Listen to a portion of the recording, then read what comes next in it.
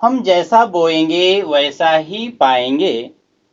आज का ये सुविचार, जैसा हम मेहनत करेंगे, जिस तरह से मेहनत करेंगे, चाहे जो भी क्षेत्र हो, उसमें सफलता हमें उसी प्रकार मिलती है। जैसे यदि पढ़ाई में हमने कम मेहनत की है तो हमें वो सफलता कम मिलेगी, जबकि अधिक मेहनत की है तो उस बच्चे को सफलता अधिक मिलती है। अर्थात ऐसा कहा गया है कि बोया पेड़ बबूल का, आम कहाँ से खाए। यदि हमने पेड़ बबूल का बोया होगा तो उसमें कांटेले ही चीजें मिलेंगी, हमें मीठे फल नहीं मिल सकते हैं। इसलिए हमें मीठा फल बोना होगा। मीठा फल पाने के लिए मैं राजकुमार यादव, थाने महानगर पालिका, शाला क्रमांक 127, वरिष्ठ शिक्षक, वर्चुअल क्लास रूम में आप सभी का हार्दिक स्वागत करता हूं। आज हम देखेंगे विषय हिंदी, इकाई दूसरी, कक्षा 8वीं की, धरती का आंगन महके। इस कविता के कवि हैं प्रकाश दीक्षित जी। आइए देखते हैं प्रकाश दीक्षित जी का संक्षिप्त परिचय। उनका जन्म 1929 इटावा, उत्तर प्रदेश में हुआ था। उनकी मृत्यु 2012 में हुई। वे आजीवन अध्यापक रहे। यहाँ बच्चों दिया गया आजीवन अध्यापक रहे, अर्थात वे हमेशा पढ़ाते रहे। वैसे मनुष्य आजीवन विद्यार्थी होता है, वो हमेशा कुछ न कुछ सीखते रहता है। यहाँ दिया गया है आजीवन अध्यापक रहे डॉक्टर दीक्षित जी। अर्चना, मणिप्रभा, ज्ञानार्जन आदि पत्रिकाओं के संपादक रहे। अमर उजाला समाचार पत्र में पत्रकारिता भी की। आपकी रचनाएं विविध पत्र पत्रिकाओं में शोभा बढ़ाती रहीं। प्रमुख कृतियां इनकी रही हैं अर्चनांजलि, मंगल पथ, दोहावली, राष्ट्रीय स्वर, कविता संग्रह आदि। पद्य संबंधित कुछ जानकारी दी गई है। आखिर इस पद्य में क्या दिया गया है? पद्य में दिया गया है, प्रस्तुत नई कविता में कविवर डॉक्टर दीक्षित जी ने कर्म, ज्ञान एवं विज्ञान की महत्वता स्थापित की है। कर्म अर्थात काम, जो हम काम करते हैं मेहनत से, परिश्रम उसे कहेंगे। ज्ञान और विज्ञान के महत्व को उन्होंने समझाया है। इसमें आपका कहना है कि हम ज्ञान विज्ञान के बल पर भले ही आसमान को नाप लें, परंतु विनाशक सशस्त्र से मानवता को बचाना भी आवश्यक है। यह तभी संभव होगा जब समाज में सदाचार और स्नेह बढ़ेगा। आइए देखते हैं कविता धरती का आंगन महके। पहले पढ़ के देखते हैं।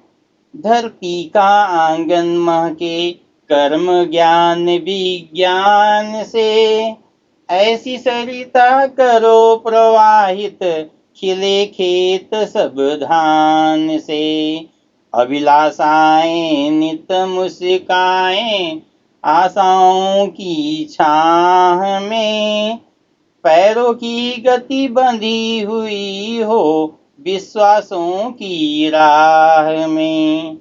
शिल्पकला कुमुदों की माला वक्षस्थल का हार हो, फूल फलों से हरी भरी इस धरती का श्रृंगार हो।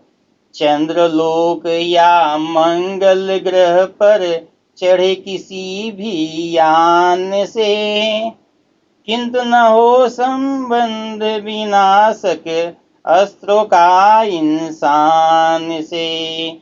सांस सांस जीवन पट बुन कर प्राणों का तन ढांकती, सदाचार की शुभ्र शलाका मन सुंदरता आंकती। प्रतिभा का पैमाना मेघा की ऊंचाई नापता, मानवता का मीटर बन मन की गहराई मापता। आत्मा को आवृत कर दे स्नेह प्रभा परिधान से। करे अर्चना हम सब मिलकर वसुधा के जयगान से। करे अर्चना हम सब मिलकर वसुधा के जयगान से। आइए बच्चों, हम देखते हैं इसका अर्थ। इस कविता का क्या अर्थ है? धरती का आंगन महके कर्म ज्ञान विज्ञान से, ऐसी सरिता करो प्रवाहित खिले खेत सब धान से। कवि यहाँ कहते हैं कि धरती का आंगन इस तरह से महकाना है कि हम अच्छे कर्म करें, ज्ञान और विज्ञान से अपने धरती को महकाएं, अर्थात ऐसा विकसित करें कि दूसरों को अच्छा लगे। और महकना यानी सुगंध देना। सुगंधित वही चीज दे सकती है जो अच्छी होगी। धरती का आंगन हमें इस तरह से महकाना है कि कर्म ज्ञान और विज्ञान से उसे जोड़कर धरती के आंगन को महकाने का प्रयत्न करना है। ऐसी सरिता करो प्रवाहित खिले खेत सब धान से। सरिता अर्थात होता है नदी, प्रवाहित करना यानी बहाना, खेत खिले सब धान से। धान का अर्थ होता है कि जो चावल होता है उसके पहले जो बालियां होती हैं, उसमें जो चीजें होती हैं वो कहलाती हैं धान। और यहाँ पर धान का अर्थ फसलों से लिया गया है, अनाज से लिया गया है। ऐसी सरिता करो प्रवाहित खिले खेत सम धान से। ऐसी सरिता बहानी है, ऐसी नदी बहानी है ताकि पूरे खेत अनाजों से भर जाएं और धरती हमारी महकने लगे। आइए दूसरी पंक्तियां देखते हैं। अभिलाषाएं नित मुस्काएं आशाओं की छांव में। अभिलाषाएं यानी इच्छा होती है, नित माने सदैव, मुस्काएं आशाओं की छांव में। बिना आशा के बच्चों आगे कोई बढ़ नहीं सकता। एक आशा ही ऐसी चीज होती है जो हमें आगे जाने के लिए प्रेरित करती है। हमें आशा रहती है कि हम अपने मंजिल तक जरूर पहुंचेंगे और उस हिसाब से हम अपनी इच्छाओं को प्रकट करते हैं और करते रहते हैं। और यहाँ पे कवि ने कहा है कि इच्छाएं हमेशा मुस्कुराती हुई होनी चाहिए। हमारे मन में होना चाहिए कि जिस चीज की हमें आशा है उसको प्राप्त करने के लिए हम सदैव कर्तव्यनिष्ठ रहेंगे, प्रयास करते रहेंगे और अभिलाषाओं को हमेशा मुरझाना नहीं चाहिए। हमें हमेशा मुस्कुराते हुए रहना चाहिए कि हमें उस अभिलाषाओं को पूर्ण करने के लिए आशाओं की छांव बनी रहे हम पर। पैरों की गति बंधी हुई हो विश्वासों की राह में। विश्वास की राह ऐसी होती है जो कभी हमें अविचल होने नहीं देती। हमारे अंदर आत्मविश्वास होना चाहिए और उस विश्वास की राह पर, जब विश्वास की राह सही होगी तब हम उस पे आसानी से चलेंगे। पैरों की गति बंधी हुई हो, कैसे बंधी हो, कहाँ पे बंधी हो? विश्वास के राह पे बंधी होनी चाहिए कि हम विश्वास के राह पर आसानी से आगे की ओर चल सकेंगे। शिल्प कला कुमुदों की माला वक्ष स्थल का हार हो, फूल फलों से हरी भरी इस धरती का श्रृंगार हो। शिल्प कला यहाँ पे दिया गया है। शिल्प कला अर्थात होता है पत्थरों की ही कला नहीं, यहाँ पे सभी कलाओं का वर्णन किया गया है। पत्थरों की कलाओं के साथ में जितनी भी कलाएं होती हैं जो आंगन को अच्छी तरह से सुशोभित कर दें, ऐसी कलाओं का वो यहाँ पे वर्णन किया गया है।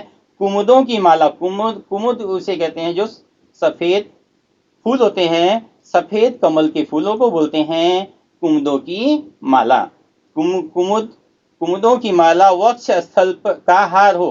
वक्ष स्थल यानी सीने पर ही हार पहना जाता है।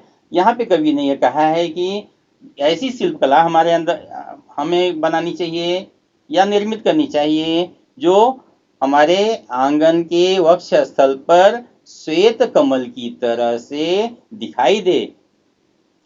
फूल फलों से हरी भरी इस धरती का श्रृंगार हो।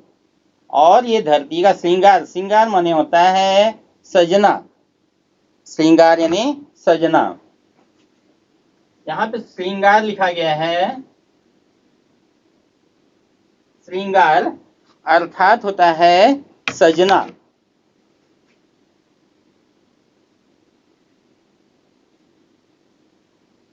श्रृंगार अर्थात सजना, सजना यानी किसी चीज को सजाना, अच्छी तरह से दिखाई देने के लिए वह सजती है।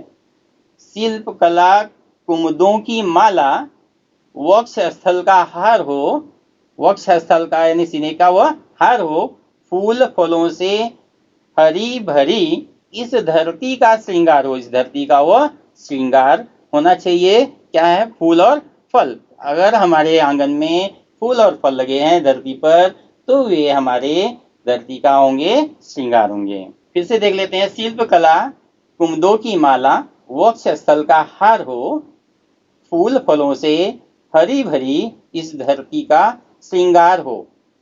यह धरती तभी हमें अच्छी लगेगी जब यह धरती फूल और फलों से भरी हुई होगी। चारों तरफ यदि फूल दिखाई देंगे, तरह तरह के भिन्न भिन्न फूल दिखाई देंगे, तो वह हमें सजी हुई दिखाई देगी। कवि कहते हैं कि इस तरह से हमारे धरती का श्रृंगार होना चाहिए। चंद्रलोक, चंद्रलोक का अर्थ होता है चंद्रमा पर। चंद्रलोक या मंगल ग्रह पर चढ़े किसी भी यान से, चढ़े किसी भी यान से, यान यानी होता है सवारी, यान यानी सवारी।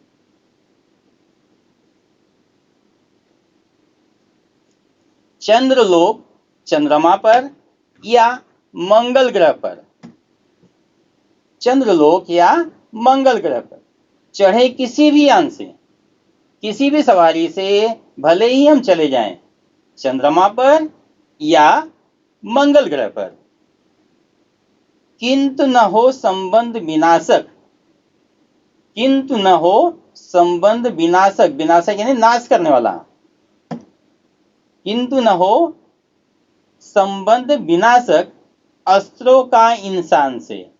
यहां कवि कहते हैं कि भले ही हम चंद्रलोक पहुंच जाएं या मंगल ग्रह पर पहुंच जाएं, किसी भी सवारी से जाएं, यह अच्छा है कि हमें जाना चाहिए, खोज करनी चाहिए, लेकिन हमें विनाशक से, विनाशक यानी नाश करने वाली चीजों से दूर रहना चाहिए। अणुबम बनाए जा रहे हैं, तरह तरह के यंत्र बनाए जा रहे हैं जिससे मनुष्य का विनाश हो सकता है और विनाश किया जाता है, उससे हमें दूर रहना होगा। अस्त्रों का इंसान से, अस्त्र किसे कहते हैं बेटा? अस्त्र, अस्त्र का अर्थ होता है हथियार जो हाथ से चलाए जाते हैं, उसे कहते हैं अस्त्र। किंतु न हो संबंध विनाशक, विनाश करने वाला, नाश करने वाला, अस्त्रों का इंसान से, इंसान को इन विनाशक चीजों से दूर रहना चाहिए। भले ही हम चंद्रमा पर पहुंच जाएं या मंगल ग्रह पर पहुंच जाएं, लेकिन विनाशकारी चीजों से हमें दूर रहना चाहिए, जिसके कारण मनुष्य का नाश हो सकता है, विध्वंस हो सकता है। आगे देखते हैं। सांस सांस जीवन पट बुनकर, सांस सांस जीवन पट बुनकर प्राणों का तन ढांकती सदाचार की शुभ्र सलाका, मन सुंदरता आंकती। यहां पे दिया गया है सलाका। सलाका का अर्थ होता है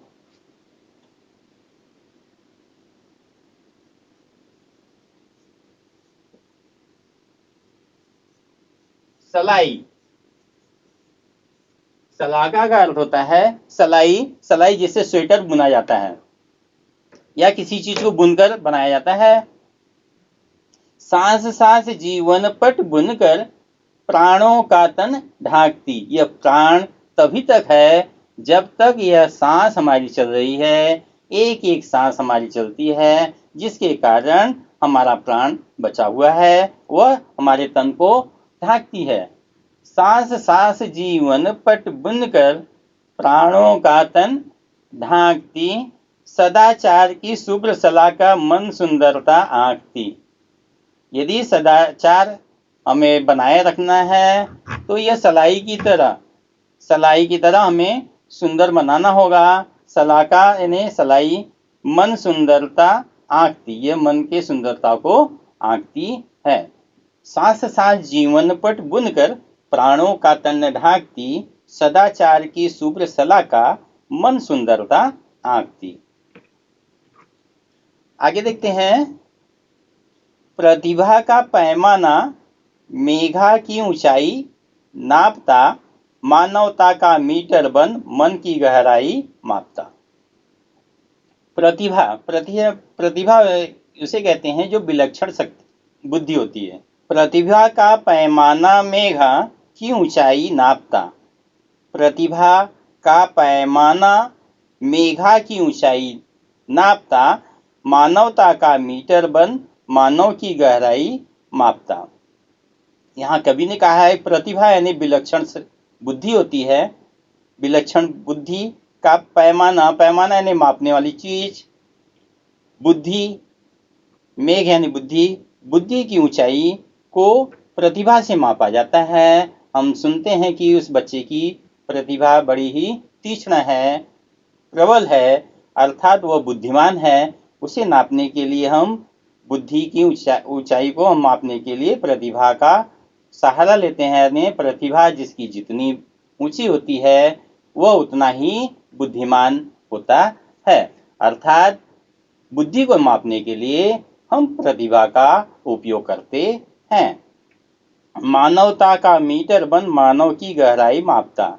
यदि मानव की गहराई को मापना है तो हमारे अंदर मानवता को लाना होगा और मानवता के मीटर से ही उसे मापा जा सकता है। अर्थात हमारे अंदर मानवता होनी चाहिए। मानवता का विरुद्धार्थी अर्थ होता है बच्चों दानवता। दानवता हमारे अंदर नहीं होनी चाहिए। दानवता यानी राक्षस प्रवृत्ति नहीं होनी चाहिए। हमारे अंदर मानवता प्रवृत्ति होनी चाहिए ताकि हम मानव का भला कर सकें, उनकी भलाई के लिए सब कुछ कर सकें। आत्मा को आवृत कर दे स्नेह प्रभा परिधान से, करे अर्चना हम सब मिलकर वसुधा के जय गान से। आत्मा की आवृत्ति, आत्मा की आवृत्ति कर दे स्नेह पर प्रभा परिधान से। आत्मा की आवृत्ति, आवृत्ति का मतलब होता है ढकना।